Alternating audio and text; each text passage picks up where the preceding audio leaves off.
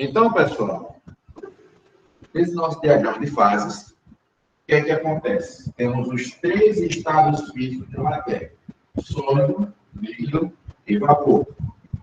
Beleza? Porém, temos um quarto estado, que é o estado de gás. Para quem está chegando agora, algumas pessoas entraram, qual é a diferença do estado de vapor para o estado de gás? No estado de vapor, quando eu subo a temperatura, eu posso voltar ao estado líquido ou ao estado sólido. No estado de gás, não. A pressão sobe e ele se mantém no estado gasoso. Ele não consegue voltar aos estados anteriores. Essa é a diferença entre eles dois. Esse limite aqui, né, ele é determinado através de uma TC. Se a TC é a minha temperatura crítica. A partir da minha temperatura crítica, a minha substância estará apenas no estado de gás. Ultrapassei essa temperatura crítica, eu tenho apenas a substância no estado de gás. Eu não consigo tê-la acima dessa temperatura nos outros estados físicos desta matéria. Aqui, ó, eu teria um PC. O meu PC é o que eu chamo de ponto crítico. Seria o ponto crítico? É o limite em que a substância ainda pode ter os outros estados físicos anteriores, que é o líquido e o sólido. A partir do ponto crítico para frente, eu tenho apenas estado de gás. Ok aí? Tranquilo? Aí nós temos outro ponto aqui, no meio. Nosso PT, que é o ponto, se você ler, que fica entre o meio dos 3 estados físicos da matéria, sólido, líquido e vapor. Esse PT é o nosso ponto tríplice, ou triplo. O ponto tríplice, ou ponto triplo, é um ponto em que a substância atinge uma pressão e uma temperatura específica, de maneira que a matéria consegue coexistir nos 3 estados físicos que ela divide: sólido, líquido e vapor. Aí você me diz, professor, e essas retas aqui? Aqui nós temos os intervalos entre os estados físicos. Então, são curvas, que seria minha curva CV, aqui CF, e aqui, não, aqui é C, CS, CF, e aqui CG. Então, o que seria CS? CS é a curva de sublimação. Se por acaso você fizer o par cartesiano, pressão e temperatura, e der em cima dessa curva, significa que a substância ela está se transformando do sólido para o vapor ou do vapor para o sólido. Ou seja, em cima da curva, ela coexiste nos 2 estados físicos. Beleza? Se por acaso atingir essa curva CF, que é a nossa chamada a CF, é a nossa curva de fusão, ok? Na nossa curva de fusão, a substância está passando do estado sólido para o líquido, do líquido para o sólido. Ou seja, ela está entre os 2 estados físicos. Ok? Então, ela vai estar passando do sólido para o líquido, né, ou do líquido para o sólido. Então, atingir em cima da curva de fusão, a substância vai coexistir nos estados sólidos e líquidos. Então, se eu falar do gelo, eu teria o gelo, estado sólido, e um pouquinho de água ao redor dele. Ou seja, sólido e líquido juntos. Se eu atingo essa curva aqui, ó, CV, a CV é a curva de vaporização.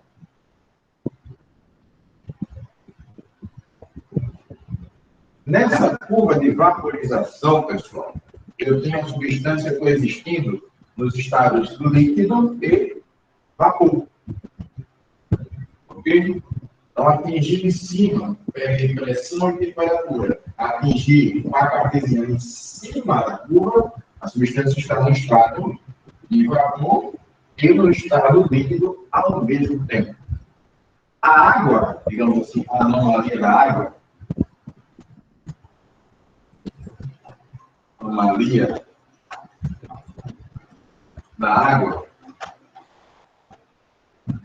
permite que o diagrama de fases dela, pressão, temperatura, seja um pouco diferenciado. O diagrama de fases dela é assim, ó. Desse jeito. Nós temos, né? Então, sólido, líquido, vapor e gás. Então, a água ela tem essa curva de fusão um tanto quanto invertida. E justamente por isso ela tem um comportamento diferente. Ok, galera? Dúvidas aí? Alguma pergunta? E aí? Povo, respondam. Pelo amor de Deus. Tá tranquilo. Ô, Bruno, Fala. pode repetir essa última explicação aí, por favor? Você está falando da anomalia da água? Essa mesmo. Olha só, a anomalia da água faz com que a curva de fusão tenha um sentido oposto aqui, tá vendo? E devido a ela ter um sentido oposto, o que é que vai acontecer? Lembra da história de que a menor densidade, não, o menor volume que a água tem em meados de 4 graus Celsius, não é isso? Lembra dessa história da anomalia da água? Sim, lembro sim. E devido a isso, devido a essa questão de menor volume você ter a 4 graus Celsius, é que quando você observa esse diagrama de fases para a água, a curva de fusão ela tem o seu sentido invertido. Em vez de ela assim, ó, para a direita, essa curva ela é voltada para a esquerda. Entendeu? Se eu não me engano, o álcool também tem algo, acredito, não sei se o álcool, né? Mas outras substâncias têm esse tipo de formato. Tem mais uma ou duas substâncias que têm esse tipo de formato. Mas a água em específico tem esse formato de diagrama de fases. Entendeu, Lucas? Sim, deu para entender. Obrigado. Ok. Vamos lá. Então vamos às benditas questões. Olha só. Vamos lá. Cadê elas? Cadê elas? Aqui. Vamos. Senhores, temos aí a questão de número 1 de sala. Todo mundo consegue ver a bichinha? E aí? Todo mundo está vendo ela? Ovo? Sim, Ah, tá. estamos vendo. Olha só. Então, aqui nessa nossa primeira questão, ele fala assim, ó. Uma substância apresenta, a figura representa parte do diagrama de fases da água. Tá vendo aqui, ó, que a água tem uma curvatura um pouco mais para a esquerda, tá vendo? Então, aqui ele dá, ó, uma pressão de 1 atm, a temperatura aqui, ó, 0 graus Celsius. O que é que eu tenho aqui? O que seria isso daqui? E aí? Pessoal, na pressão de 1 atm e a temperatura de 0 graus Celsius, esse pá está em cima de onde? De que curva? Olha para o quadro. Ovo. Que curva é essa aqui, ó? Entre o sólido e o líquido. E aí? Ninguém fala? Ponto de fusão. É o ponto de fusão. Estou na curva de fusão. Então, ó, em um ATM de 0 graus Celsius, esse cara está realizando fusão. Depois, em um ATM e 100 graus Celsius, em que curva eu estou? A curva de vaporização. Então, ele está se transformando de que estado para que estado?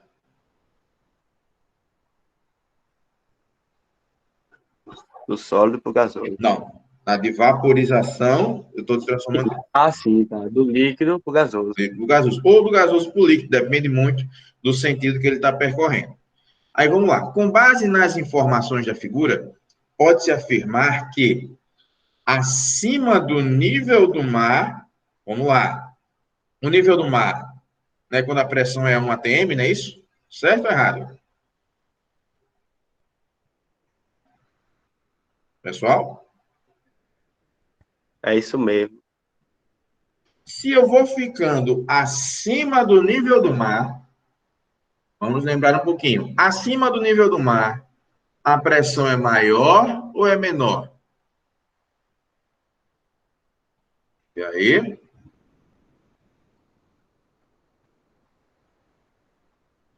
Pessoal?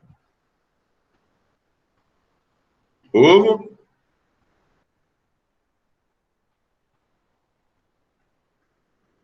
Povo?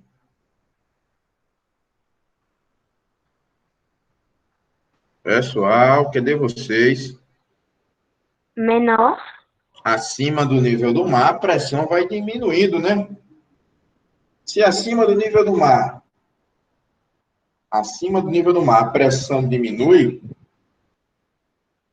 ele quer saber aqui o seguinte: o que é que vai acontecer? Cadê? O que é que vai acontecer com relação à ebulição e à fusão? Se acima do nível do mar a pressão diminui, ok? Mas você me diz, professor, por que acima do mar a pressão diminui? Olha só, meu filho. Se você observar direitinho, quanto mais você está acima do nível do mar, menos gases atmosféricos você tem sobre a sua cabeça. Então, se você tem menos gás sobre a sua cabeça, você tem menos gás apertando a sua cabeça. Entendeu? Então, quanto mais alto você vai, menos gás aperta a sua cabeça, consequentemente, menor a pressão. Todo mundo entendeu? Entendido aí?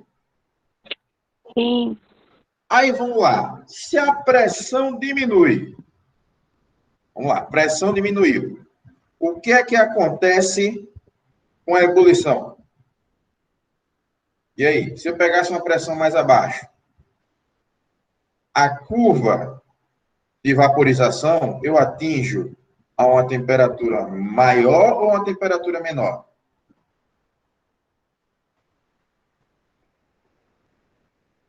E aí? Repete, Bruno. Vamos lá, porque deixa eu ver se tem um lá para eu riscar aqui. Acho que esse bicho não dá lá para riscar, não. Aqui, ó. Se eu estou acima do nível do mar, minha pressão diminui, não é isso? Sim. Se a pressão diminui, Sim. vamos lá. Acima do nível do mar, a pressão diminui. Então, em uma ATM, questão número 1. Aqui. Aqui. Em uma ATM,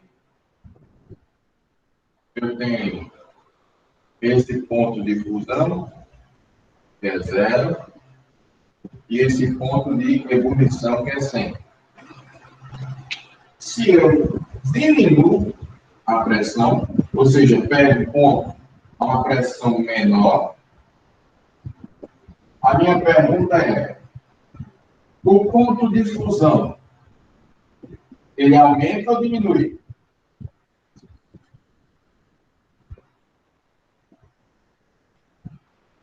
Olha o gráfico. Ovo.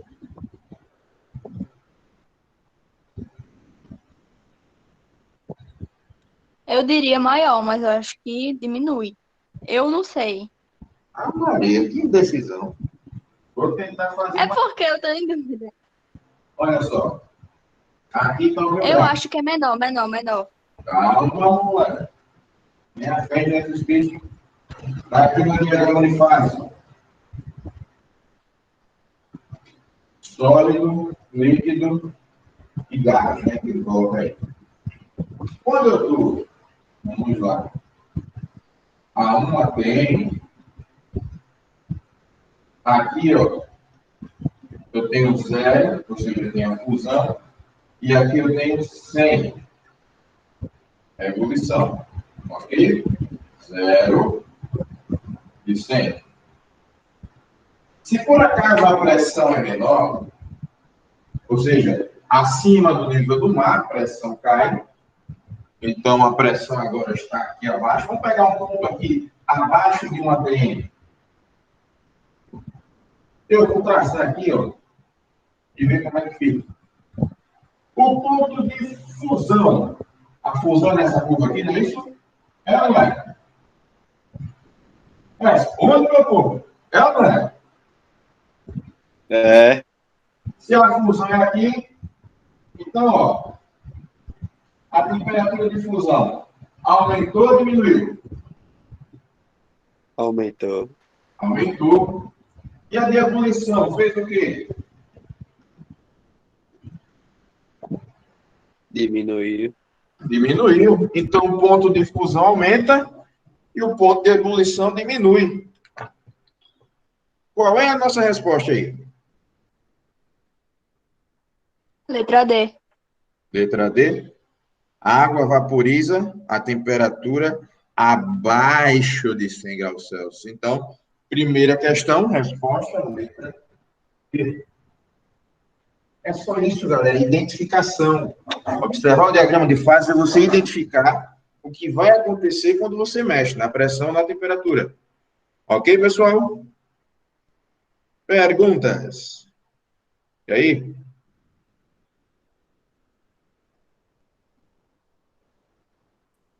Tá tranquilo aqui para mim. Vamos lá. Questão 2, olha só. Ele diz: a temperatura de ebulição da água é influenciada pela pressão. Esse efeito, pessoal, é chamado de efeito tonoscópico. O que seria esse efeito tonoscópico? É você baixar o ponto de ebulição, diminuindo também a pressão. Então, a gente viu que quando a pressão diminui, o ponto de ebulição também vai diminuir. Ok? Devido a essa curva ter esse formato aqui, ó. Então, se a pressão diminui, a temperatura de ebulição também diminui. Ok. Então, ele fala, o valor da temperatura de ebulição da água é influenciado pela pressão atmosférica. O ponto de ebulição da água ao nível do mar, ou seja, 76 centímetros de mercúrio, é a 100 graus Celsius. As tabelas a seguir, né, mostram a relação entre altitude e pressão e a relação entre pressão e temperatura de ebulição da água. Então, ó, pressão e altitude. Então, ó, quanto maior a altitude, menor a minha pressão, tá vendo aí? Eu tenho menos gás sobre a minha cabeça.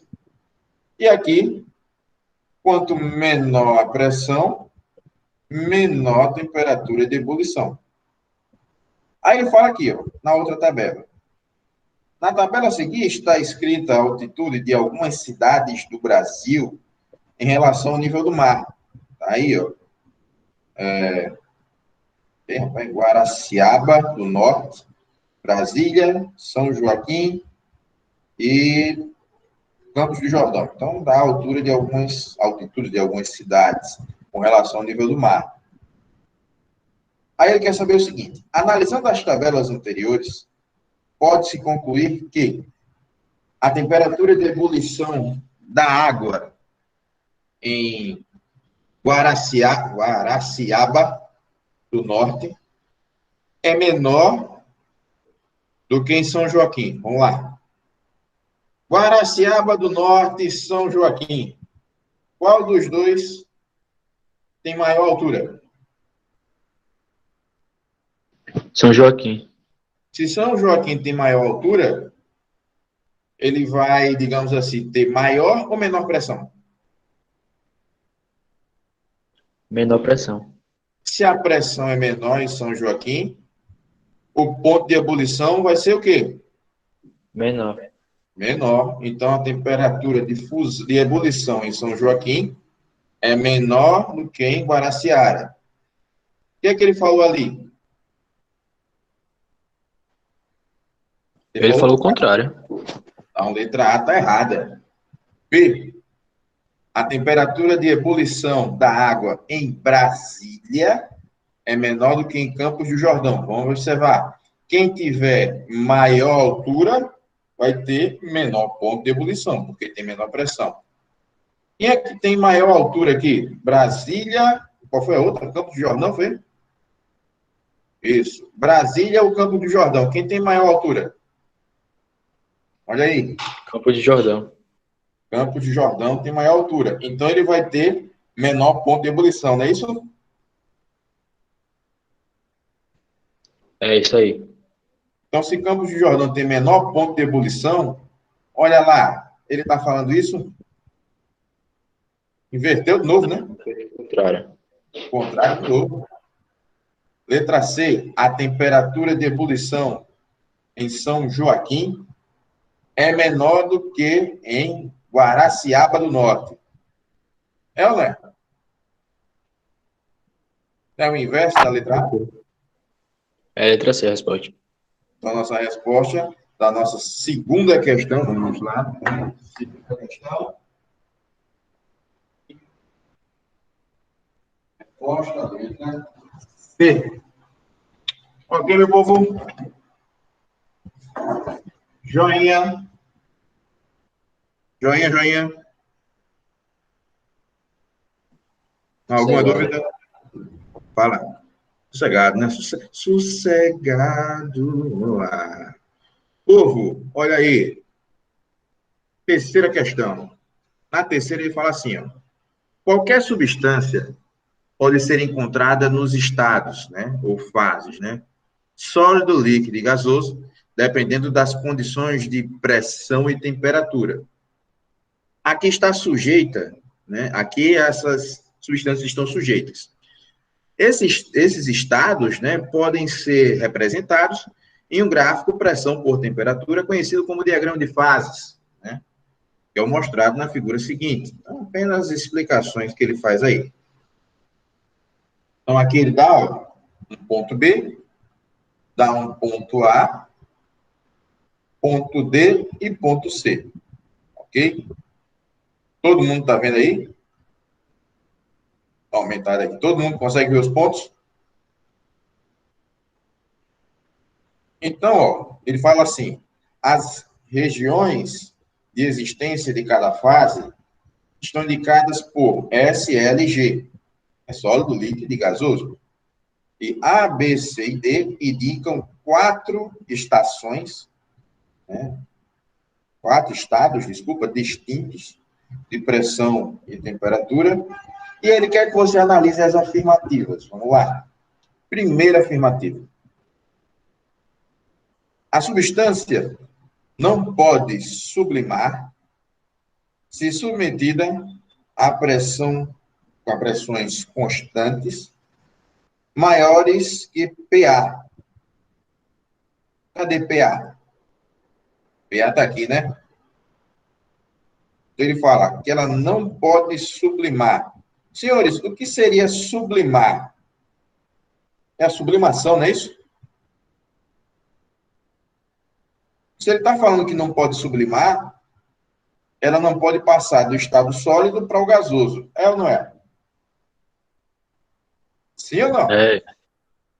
Se eu pego uma pressão aqui em cima, acima de PA, vamos lá, se eu pegar acima de PA, está aqui, ó. Então, há pressões acima de PA. A substância, para poder ir para o estado gasoso, primeiro tem que passar pelo estado líquido, tá vendo? Para depois ir para o gasoso. A sublimação ocorre do sólido diretamente para o gasoso. Mas acima de PA, para ir para o estado gasoso, eu preciso passar pelo estado líquido.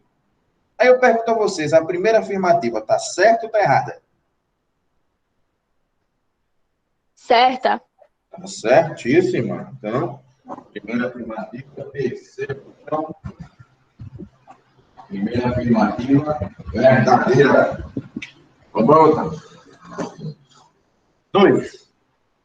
A substância, se estiver no estado B, pode ser vaporizada por uma transformação isotérmica ou isobárica. Vamos lá. Para ela ser vaporizada, ela tem que ultrapassar isso aqui, né? Ultrapassar essa curva aqui. É ou não é? Ou Sim. o que seria uma Exatamente. transformação isotérmica? Temperatura constante, não é isso?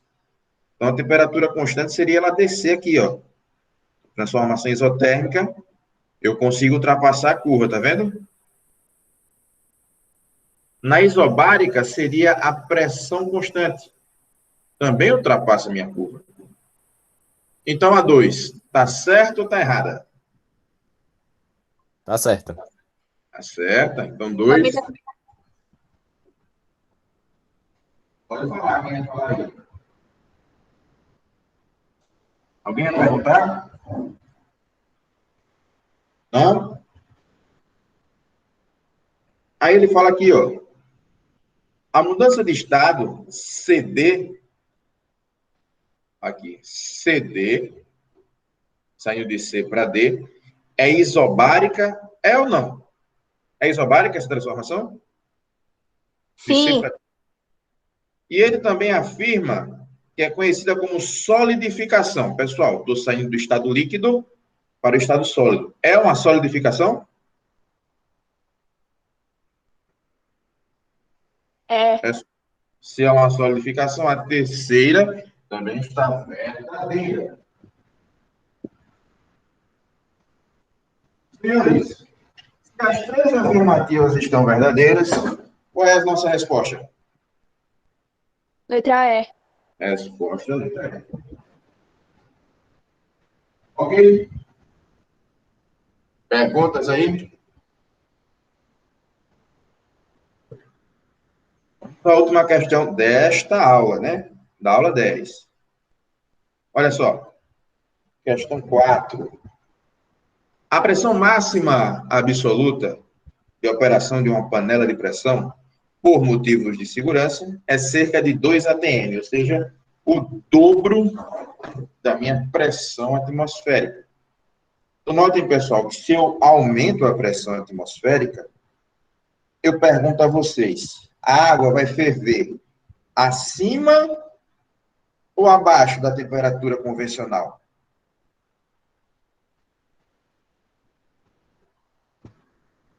Pessoal? Acima. Acima, né? Então, a água que você tem aqui dentro, ela vai ferver a uma temperatura acima de 100 graus Celsius. Aí você me diz, mas professor, ela cozinha mais rápido porque a pressão é maior? Não necessariamente por causa da pressão, mas por causa da temperatura da água que você consegue obter lá dentro. Porque, por exemplo, se a água ferve a 100 graus Celsius, a 100 graus Celsius, digamos assim, os alimentos têm um tempo para cozinhar. Imagine você ter água a uma temperatura maior do que 100 graus Celsius. Tem água dentro da panela com temperatura maior do que 100 graus Celsius. Esse alimento cozinha mais rápido ou mais devagar? Mais rápido. Então, a panela de pressão faz com que o cozimento seja mais rápido, porque você consegue ter água a maior temperatura. Entenderam aí como é que funciona? Entendido? Vamos lá. Entendido. Entendido. Aí ele pergunta o seguinte, vamos lá. Para esse cozimento acontecer de forma mais rápida do que o cozimento de outros tipos de panelas, pode-se afirmar que... E aí? Qual é a nossa resposta? Letra E. A letra E fala, o aumento da pressão faz aumentar a temperatura de ebulição da água. Corretíssimo. Então, pessoal, você consegue ter água acima de 100 graus Celsius dentro da panela, que é justamente o que vai ocasionar um cozimento mais rápido. E por isso que a nossa resposta é a letra E. Senhores, quarta questão. Vou botar aqui.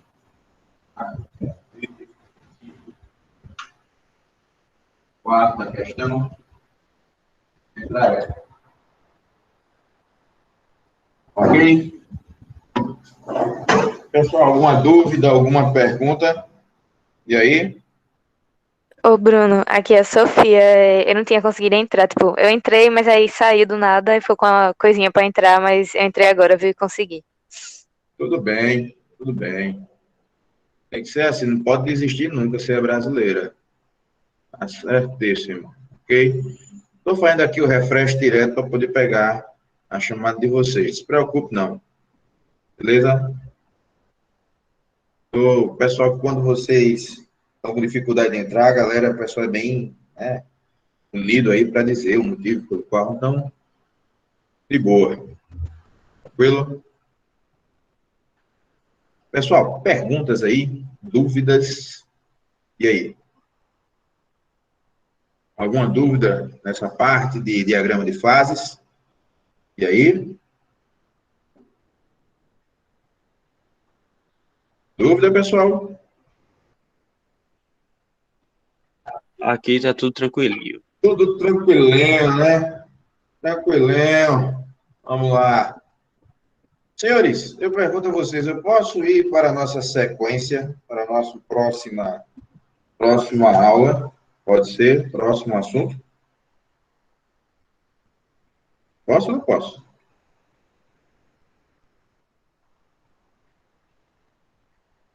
E aí? Pessoal, lembrando que eu já vou desde já, né? Desde já, depois que finalizarmos essa nossa aula maravilhosa, eu vou solicitar a vocês exercícios, né? Para a nossa próxima semana, para a semana que vem. Olha só, a aula de número 11 é revisão de tudo. Então, pessoal, calorimetria, nós vimos 2 vezes, né? Então, a gente iria ver aqui pela 3ª vez. Então, é novamente revisão, aprofundamento. Então, para que a gente não perca tanto tempo revisando, eu vou, né, passar esse capítulo. Ok aí? Tudo bem para vocês? Mas qualquer questão que vocês tenham dúvida, podem me solicitar que a gente resolve numa boa. Para quando? Oi? Para quando essa questão aí? Essa aula? Eu não entendi. As questões que você vai passar é para quando? As que eu vou passar é para a semana que vem. 5 questões básicas. 5. Não se preocupe, não. Vai ser ligeirinho. Ok? Tenha fé, o negócio sai. Beleza? De boa. Vamos para a próxima aula? Eu posso? Posso ou não posso? Pode. Vamos lá. Pode. Olha só. Senhores, a nossa próxima aula é sobre propagação de calor. Tá. Apagar aqui, certo? É a nossa aula 12.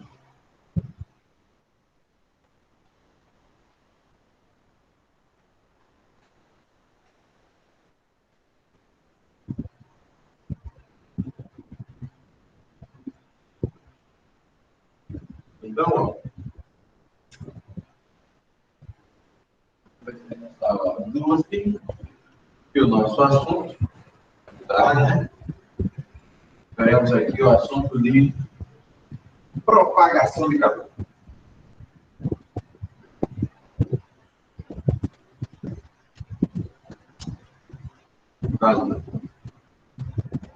O calor, pessoal, ele pode se propagar de 3 maneiras diferentes. A primeira forma de propagação é a nossa condução. Então, na condução, pessoal, nós temos a transmissão de calor sem movimentação de matéria.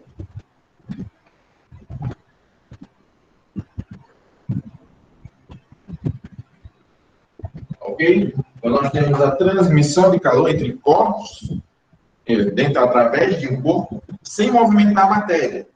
Então, se a matéria não movimenta, você simplesmente realiza a agitação das moléculas. Ok? Como é que isso acontece? Então, imagine que você está utilizando uma colher de metal para mexer no líquido quente, a sua sopa. Você não comer uma sopa muito massa agora de manhã, top dentro. Então, galera, aqui, quando você vai mexer a sua sopinha, o que é que acontece? O calor, ele vai entrar em contato com essa parte aqui da sua colher, e ele vai fazer com que as moléculas dessa parte da colher comecem a se agitar. No que elas começam a se agitar, acabam se chocando umas com as outras. Ó. Esse choque que vai ocorrer entre elas faz com que o calor ele comece a migrar de uma extremidade a outra. Ok? Então, a agitação das moléculas faz com que elas se choquem, fazendo com que ocorra uma reação em cadeia. Uma se choca com a outra, se choca com a outra, e assim por diante, realizando a transmissão de calor por condução. Ok? Entenderam aí? Entenderam, pessoal? Ok. Beleza. Aí o que é que acontece? Na condução, existe a possibilidade da gente calcular o fluxo de energia térmica através desse biocondutor. Então, que nós chamamos de fluxo aqui, de calor. O nosso fluxo de calor vai dizer a quantidade de calor a cada segundo, ou a cada minuto, ou a cada hora, que vai atravessar aquele condutor. Então, se eu pego um condutor aqui, ó, vou pegar um condutor cilíndrico, eu tenho aqui, ó, a área que vai receber o meu calor, né? Essa área, eu vou puxar para cá, essa minha área aqui, ela vai ser a minha área de secção transversal, ou simplesmente A, vai depender do comprimento do meu condutor, o período do comprimento L. Deixa eu ver aqui mais. A diferença entre a temperatura da parte quente e a temperatura da parte fria. Então, a parte quente é a parte que recebe calor. No caso da colher, é a parte que está no meio da sopa. E a parte fria é a parte que está na sua mão. Ok? O L é o seu comprimento. Aqui. Comprimento L. E eu vou depender. Aqui é L. Eu vou depender do K. E o meu K vai ser o que eu chamo de constante de condutibilidade. Vou botar o K aqui, ó. É a nossa constante de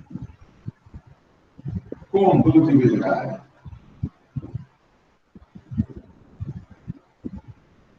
Mas, professor, o que é essa constante? Olha só. É a constante que vai dizer se o seu material é feito de madeira, de ferro, de aço, de alumínio. Por quê? Porque cada substância conduz calor de uma forma diferente. Então, a gente sabe que os metais esquentam bem mais rápido do que, por exemplo, a madeira. E justamente por isso que quando você vai fazer alguns preparos no fogo e precisa mexer, é recomendado que você utilize uma colher de madeira. Ou de plástico, né? Tem plástico que pode ir ao fogo, com o objetivo de você não transmitir calor para a sua mão. Então, o plástico e a madeira conduzem bem menos calor, né, do que o ferro. Esse fluxo de calor que a gente vai representar por essa letrinha aqui, ó. Ô, Bruno, Fala. uma dúvida assim, meio que aleatória, mas enfim. Tipo, quando eu vou botar a água do café na xícara e depois eu boto a colher não esquenta tanto. Mas quando eu deixo a colher e depois eu boto a água, quando a colher já tá lá, a colher esquenta. Tipo, por quê? Porque, assim, o café, devido à cor dele, por ele ser preto, né? A gente viu lá na ótica que objetos escuros, eles recebem calor com mais facilidade, não é isso? Lembra que eu falei? Lembra? Sim.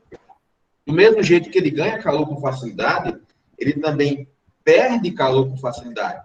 Então, aquele tempo que você colocou o café lá, né? Entre você colocar o café e colocar a colher, o café ele já deu uma esfriada. Entendeu?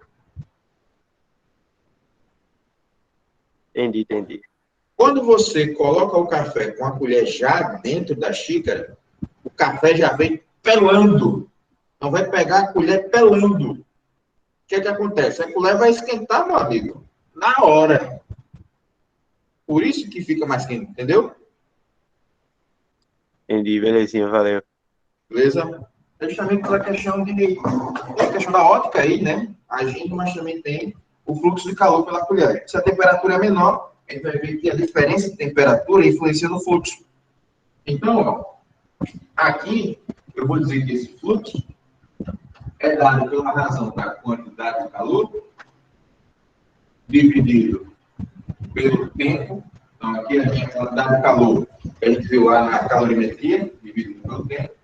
Ou, posso dizer que o meu fluxo é dado, vamos lá, pela constante de condutibilidade,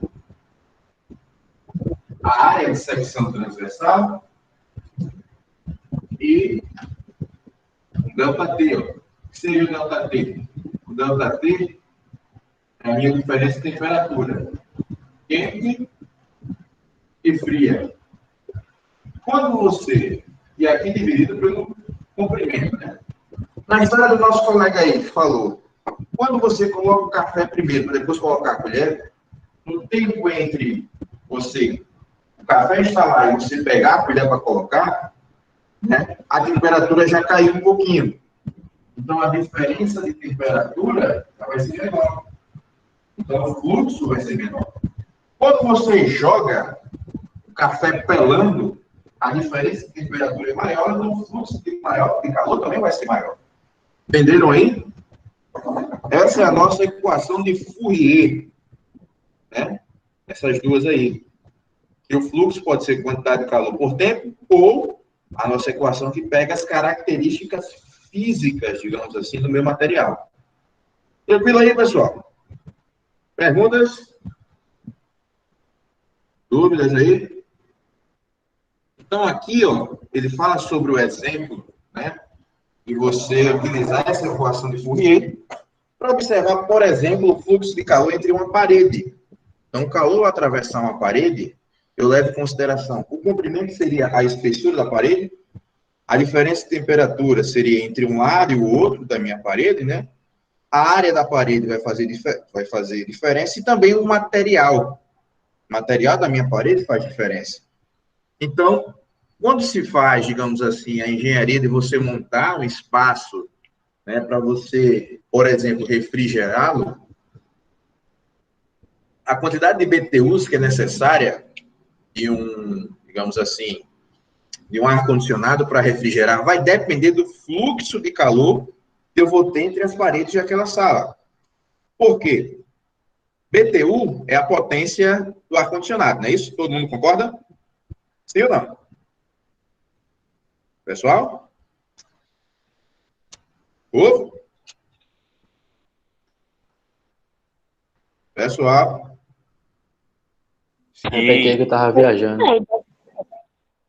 Então, a quantidade de BTUs é a potência do meu ar-condicionado. Energia sobre tempo não é potência também? É ou não é? Exatamente. A quantidade de calor é uma energia térmica. Delta T é tempo. Então, o fluxo de calor é a potência de entrada ou de passagem do calor através de um condutor. Então, quando você calcula o fluxo de calor naquela sala, você já está calculando a potência do ar-condicionado que vai conseguir, digamos assim, manter uma temperatura ambiente e, digamos que, confortável naquela sala. Então, você tem que saber a quantidade de BTUs necessária para conseguir refrigerar a sala. Caso contrário, se você não faz isso, é que nem como acontece algumas vezes, né, em algumas salas de aula, você está lá, um ar-condicionado funcionando, mas um calor da moléstia. Por quê? Porque o fluxo de calor para dentro da sala é maior do que o ar-condicionado consegue jogar para fora. Entenderam aí?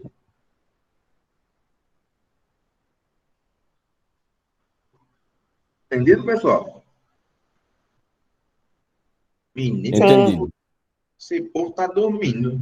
Só tem 3 pessoas que falam, né? Menino. No ar.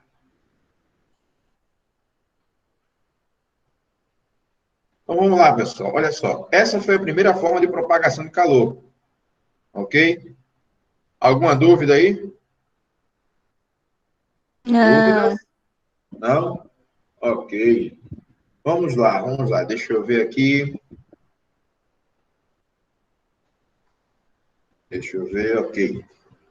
Vamos à nossa próxima propagação de calor. A próxima propagação de calor é por convecção. Então, galera, para quem não lembra, a convecção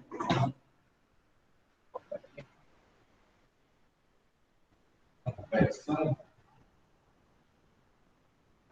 a transmissão sem movimentar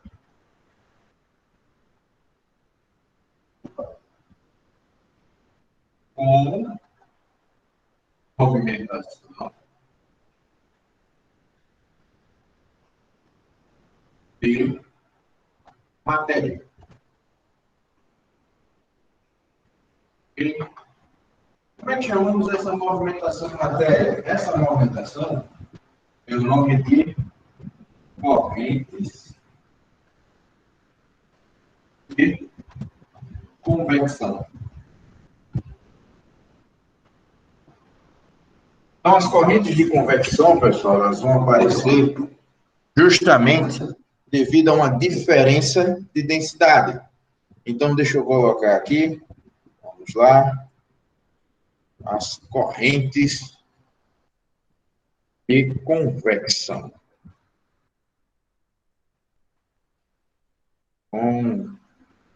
Convecção. Vamos aqui ver alguns desenhos, exemplos.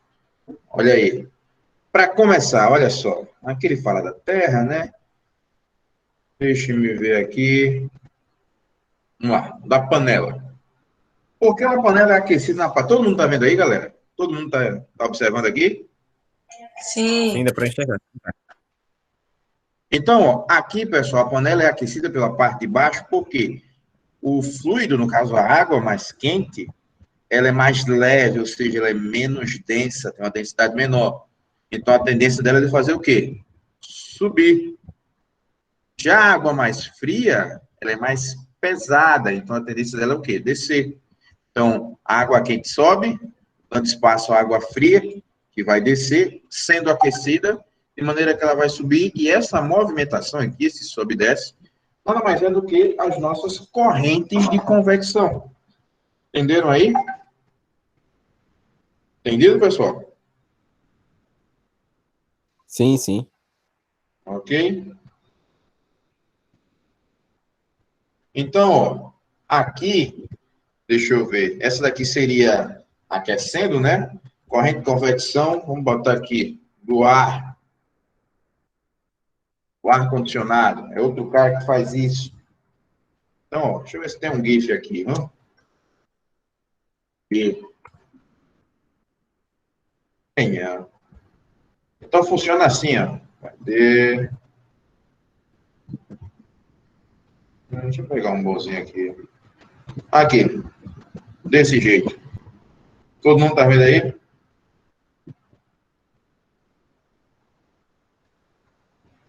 Então, pessoal, funciona assim, ó. O ar frio do ar-condicionado é emitido de cima, pelo fato dele ser mais pesado, e a tendência dele é o quê? Descer. Por isso que o ar-condicionado é instalado em cima. Então, o ar frio vai descer, vai resfriar toda essa região. Aí, depois que trocar calor com as pessoas e com os materiais, a temperatura dele vai aumentar novamente. Quando a temperatura aumenta, né, ele vai esquentar. Quando ele esquentar, vai ficar mais leve, né? Então, quando ele fica mais leve, ele sobe para ser refrigerado novamente pelo ar-condicionado e ser jogado para baixo. Então, essa movimentação do frio descendo, do quente subindo, tanto para o líquido quanto para o ar, essas serão as nossas correntes de convecção. Beleza? Entendido aí, pessoal? Beleza, entendido. Aí é o seguinte, se você pegar, por exemplo, a questão das brisas, isso aqui é bem legal da gente ver, que é o seguinte. As brisas, deixa eu dar uma aumentada aqui, ó. Pelo dia, né, a brisa marítima vai do mar para a terra, por quê? A terra, pessoal, ela tem uma capacidade térmica muito baixa. Ou seja, ela esquenta muito fácil, do mesmo jeito que ela esfria muito fácil. Já a água é o contrário. A água ela tem uma capacidade térmica alta. Então, ela demora para esquentar e também demora para esfriar. Então, durante o dia, a água ela vai estar mais fria, digamos assim, porque ela passa o dia todinho recebendo calor para poder esfriar. Já a terra vai estar mais quente. O que é que vai acontecer? Como a terra vai estar mais quente, o ar que está na terra também vai ficar mais quente. Esse ar vai subir por convecção, e quando esse ar subir, o que é que vai acontecer? Eu vou criar uma região aqui de baixa pressão. Essa baixa pressão é que vai puxar essa brisa fria do mar em direção à terra. Entenderam aí? Entenderam, pessoal? Ou, Sim. pela noite, o que é que vai acontecer? Ao contrário. A terra ela vai esfriar mais rápido, porém o calor que a água recebeu o dia todinho, para que ela possa esfriar, ela vai ter que passar a noite todinha para perder. Então, na água, de noite, né, a água está um pouquinho mais quente, quando você entra um pouco mais dentro da água, né, a água está um pouco mais quente e a terra está mais fria. Como a água vai estar mais quente, os gases, né, o ar aqui na região da água, ele vai ficar mais quente, de maneira que ele sobe por convecção, criando uma região de baixa pressão no mar, fazendo com que a brisa agora venha de onde? Da terra em direção ao mar. Então, esse é o motivo pelo qual ocorrem as brisas marítimas, devido à sua convecção. Ok, pessoal? Beleza? Beleza. Aí, vamos lá. Temos mais aqui. Temos também agora a nossa irradiação. Então, na irradiação,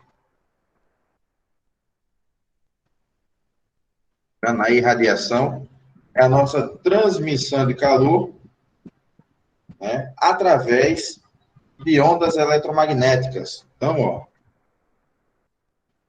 na minha irradiação,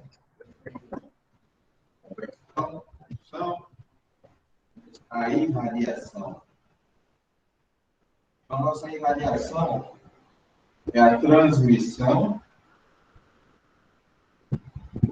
através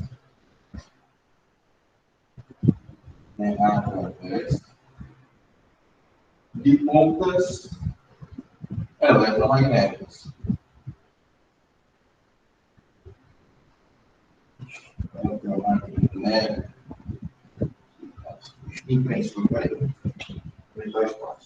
Através de ondas eletromagnéticas. Aí, então, as ondas eletromagnéticas são capazes de aquecer, sim. Para ser mais exato, as ondas na frequência infravermelho, que são as ondas de calor. Então, quando você tem aqui uma fogueira, né, digamos assim, próximo a uma pessoa, o pessoal arma a fogueira em acampamento, com o objetivo de se aquecer através das ondas de calor emitidas pela sua fogueira, né? Outros exemplos aqui, deixe-me ver. Aqui, o Sol. Então, o Sol, pessoal, ele permite que nós estejamos aquecidos através da irradiação. Os raios infravermelhos do Sol permitem que a gente se aqueça. Ok? Aí nós temos também uma questão aí bem interessante, que é a do efeito estufa. Aqui, efeito estufa. Como é que funciona o efeito estufa? Vamos botar aqui, efeito estufa, aqui, ó, numa estufa. Como é que funciona? As estufas, pessoal, elas são feitas, né,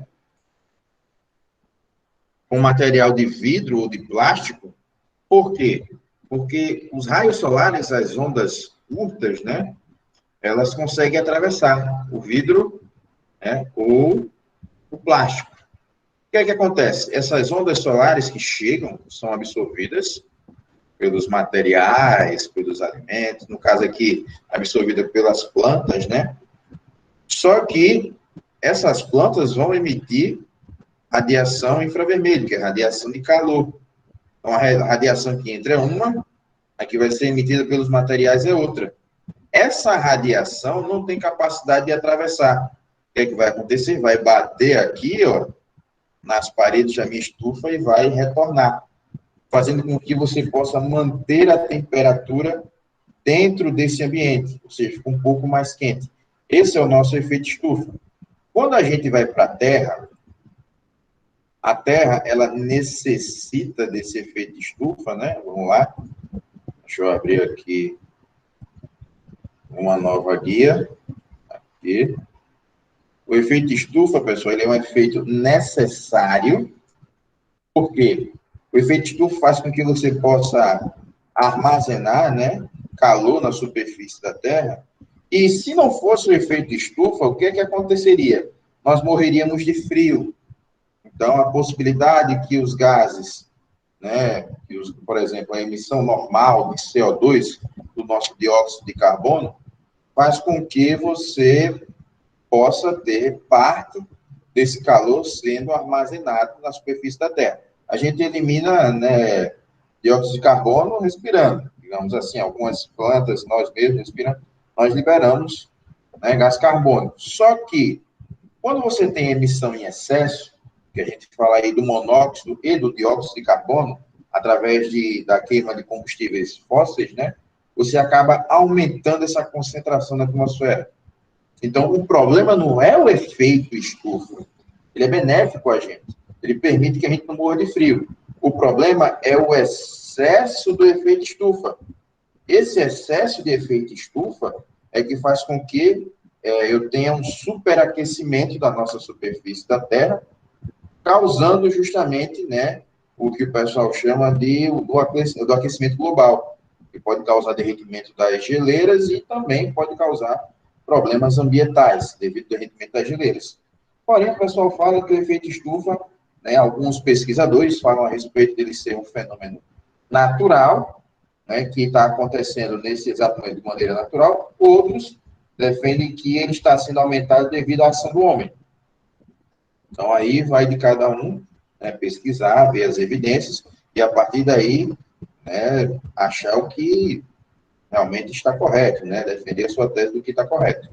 Então, tudo vai depender, nessa questão do efeito estufa, da emissão do monóxido e do dióxido de carbono. Ok? Dúvida aí, galera? Nessa parte? Alguma dúvida? E aí? Povo? Não. Vocês estão dormindo, hein? Turma não, meu. Tava com fome mesmo. Com fome, né? Daqui a pouco come. Vamos fazer umas questões, olha aí. Questão do Enem. Olha aí. Questão do Enem. Duas jarras idênticas foram pintadas, uma de branco e outra de preto, e colocadas cheias de água na geladeira.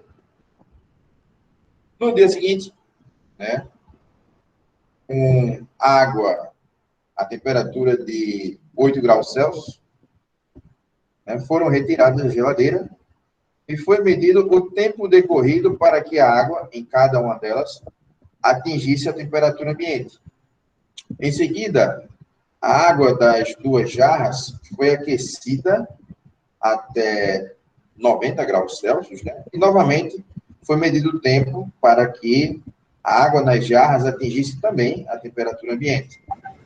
Ele quer saber qual jarra demorou menos tempo a atingir a temperatura ambiente. Pessoal, essa questão do Enem, ela já caiu de outra forma, em que ele colocava uma lâmpada no meio de dois potes ou dois objetos, um branco e outro preto. Isso é uma questão recorrente no Enem, então fiquem atentos a ela.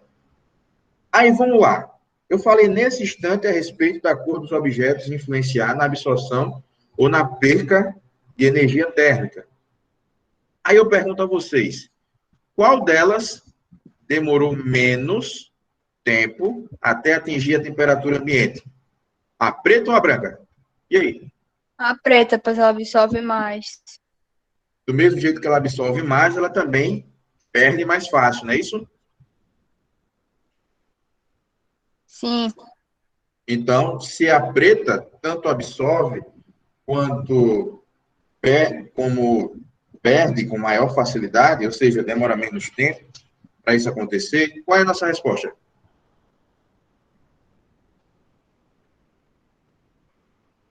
Letra A. Resposta, letra A. Ok, pessoal? Posso apagar aqui ou vocês estão anotando? Pode ser. Deixa eu tirar print, Bruno. Tira aí o print.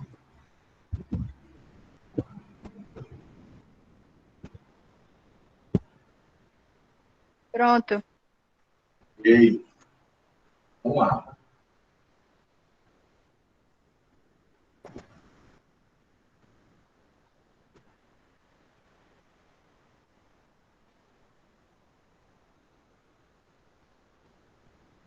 Então, primeira questão, pessoal. Resposta letra A. Beleza? Vamos para a sequência. Segunda questão. Ele fala assim: estão descritos 3 processos de transmissão de calor, 1, 2, 3. Só que ele não diz quais são, né? Ele fala: 1, transferência de calor por meio de ondas eletromagnéticas, viajando com a velocidade da luz, podendo ocorrer mesmo no vácuo. Qual seria esse primeiro? Eu acredito que sim. Calma. Qual o nome dele? Qual o nome desse? Irradiação. Radiação ou irradiação, né? 2, transferência de calor dentro de um fluido por meio do movimento do próprio fluido. Que transmissão é essa? Convecção. Convecção. E 3, transferência de energia cinética dos átomos, ou seja, a agitação dos átomos e moléculas por colisões entre os átomos e moléculas vizinhas. Qual é esse? Condução. Condução. Então, temos aí na sequência, né? Temos irradiação, convecção e condução. Aí a figura estão representados os processos nas letras A, B e C. A pergunta que ele faz é a seguinte: qual é a sequência de cada um deles? Vamos lá. 1 é irradiação. Se 1 é irradiação, 1 seria quem? 1 é quem? 1 é que letra?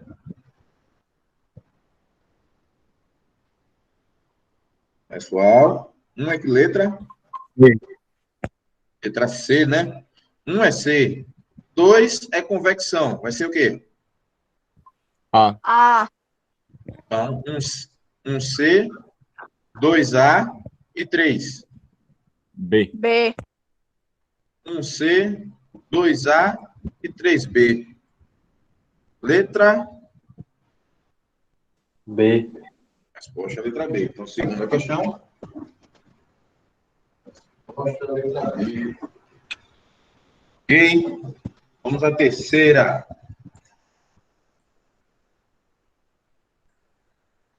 É muito comum a mão na maçaneta de uma porta. É muito comum encostarmos a mão na maçaneta de uma porta e termos a sensação que ela está mais fria que o ambiente. Um fato semelhante pode ser observado se colocarmos uma faca metálica com cabo de madeira dentro do refrigerador. Ao longo tempo, após longo tempo, ao encostarmos uma das mãos na parte metálica e a outra na parte de madeira, sentimos a parte metálica mais fria. Fisicamente, a sensação térmica mencionada é explicada da seguinte forma. E aí, o que é que explica isso? Qual seria a nossa letra?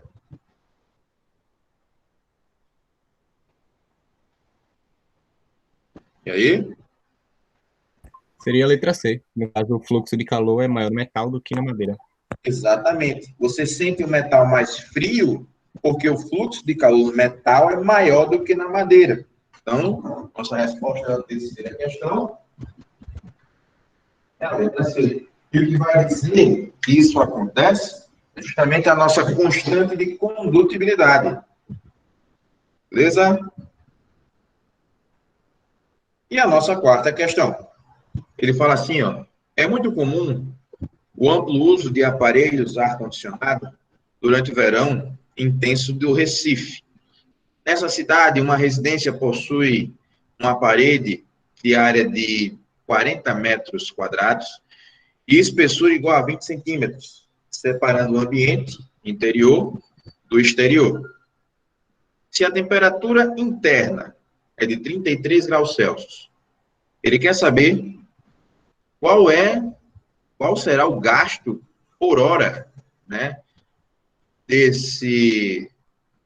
de aparelho ligado, considerando que apenas a parede é separadora entre a parte externa, e a parte de dentro da casa. Ele dá constante de condutibilidade e dá também, cadê aqui, o custo da energia, ou seja, 1 kWh. Então, galera, o que você vai achar aí, vai ser justamente, como é que eu posso falar? A potência de calor entrando. Então, a potência de calor entrando deve ser a mesma potência do calor saindo. Então, como é que a gente vai fazer? Olha só. Aqui é a quarta questão. Eu vou calcular primeiramente o fluxo. E a equação do fluxo? Constante, vezes a área, vezes a diferença entre menos a temperatura fria, e vezes a espessura. Vamos lá. A constante de condutibilidade ele me deu. Então, aqui, ó, seria 1,25 vezes 10 a menos 3. 1,25 vezes 10 a menos 3. Aí aqui está em quilowatts. Então, se está em quilowatts, vamos lá. Então, a minha potência eu vou achar em quilowatts também. A potência também eu vou achar em quilowatts. Então, aqui eu vou deixar o quilo. Vezes a área, ó, ele diz que a área é de 40 metros quadrados. Ok? Então, são 40 metros quadrados. E a diferença de temperatura, ó, entre frio, 33 menos 23. Dividido pela minha espessura, que é de 20 centímetros. Dá 0,2 metros. Bom, essa diferença aqui Essa diferença vai dar 10, não é isso? Então, eu vou ter o seguinte. 10 vezes 40 vai dar 400. E 400 vezes 1,25 dá quanto? Quanto, pessoal? 500. 500. Dá 500 certinho? Sim. Então, vai ficar 500 vezes 10 a menos 3 quilos dividido por 0,2. Quanto é que dá isso? Dá 2.000. Quando você divide 500 dividido por 0,2, aí fica 2.500. Aí você vai cortar, aí vai ficar 2,5. 2,5, aí vai ficar quilowatts. Ok? O fluxo, pessoal, para quem não sabe, já vem fazendo a potência. 2,5 quilowatts. Isso daí é por hora que ele quer, não é isso? Então, eu sei que em 1 kWh, se eu for calcular a energia, né? A minha energia é potência vezes tempo. A potência, 2,5 kg, e o tempo, não é por hora que ele quer? Vamos botar o tempo em 1 hora. Vezes 1. Vai dar 2,5 kWh. Se eu quero saber o custo, pessoal, é energia vezes o valor do meu quilowatt-hora. Então, vai ficar 2,5 vezes o valor que é de quanto? 60 centavos, né? Sim. Quanto é isso? 1,50. Ou seja, a cada hora do ar-condicionado, eu vou gastar R$ 1,50. Resposta, letra? Qual é a letra? D. Resposta, letra D. D. Alguém ia falar aí? Diz. Fala. Alguém ia falar alguma coisa aí, não? Ok. Deixa eu só fazer aqui a chamada de vocês. Não saiam, não Ô, saiam. Bruno, rapidinho. Fala. Multiplicou por 1 porque tá pedindo em hora, né? Para 1 hora. Tá vindo para 1 hora. Tá, ok. Cada 1 hora. Deixa eu fazer a chamada de vocês aqui. Download. Aqui. Vamos coletar os dados de vocês. Vamos lá. Temos aqui 39 membros comigo, né? No caso, são 38. Há 38 pessoas. Teve uma galerinha que faltou, não foi? Vocês são 46, é isso ou estou errado? São 46 alunos, né? Parece que são 41. 47. 47, é porque tem a Raquel que entrou, não foi? É. Voltou, né? Então, aqui, ó, temos 38 alunos. Maxímenes. Aí. Lucas Flávio. Tarará, tarará, tarará. João David. Tá aqui. E, ok, deixa eu botar vocês em ordem alfabética. Aí.